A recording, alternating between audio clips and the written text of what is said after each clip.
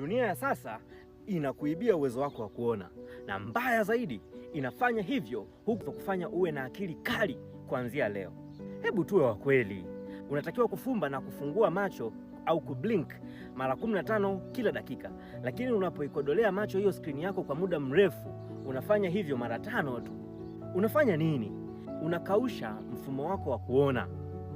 Kufumba macho sio tu kupumzisha macho, ni kama refresh ya mfumo wa kompyuta ili ubongo wako uweze kuimarisha umakini. Unapokataa kufumba macho, unauambia ubongo wako uwe bize na mchovu kwa wakati mmoja. Na hata ukitoka nje, bado unakodolea majengo, magari na barabara. Hivi ni vitu vya kawaida mno.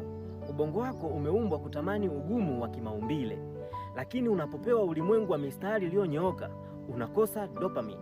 Na matokeo yake, unakimbilia kwenye tabia mbaya ili kupata fix ya furaha. Huu ni mtego, rafiki yangu. Sasa vuta kiti karibu. Hizi hapa ni hacks 3 za kunusuru akili yako.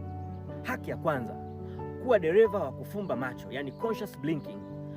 Kama unavyokumbuka kupumua, anza kukumbuka kufumba macho unapofanya kazi. Unapofanya hivyo ni kama kuupa ubongo wako likizo ndogo ya sekunde 1 kila mara. Utashangaa jinsi umakini wako utakavyopanda. Hack ya pili, tafuta fractals. Rudi kuadmire asili. Nenda kwenye miti, nenda kwenye majani au hata angalia mawingu.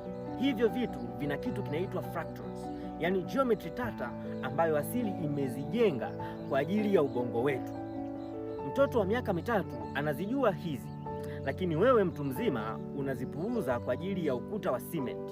Ubongo wako unapoziona hizi fractals unapata utulivu wa ndani na dopamine halali.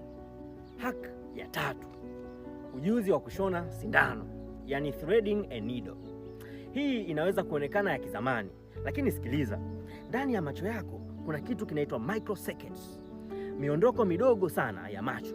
Unapojaribu kupitisha uzi kwenye tundu dogo la sindano, unaupiga ubongo wako shule ya kudhibiti miondoko.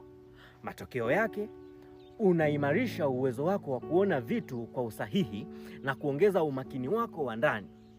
Ni mazoezi ya kijeshi kwa ajili ya macho yako. Dunia inataka ubaki kwenye level 1 ya ufahamu. Ukiwa umekodolea macho skrini kwa muda mrefu sana ili wakulipue kwa matangazo na hofu, usikubali. Anza kufanya hayo mambo leo. Utakapoanza kuona dunia kama inavyotakiwa kuonekana, utaanza kufikiri kama unavyotakiwa kufikiri. Hii ni Epizura Cycle.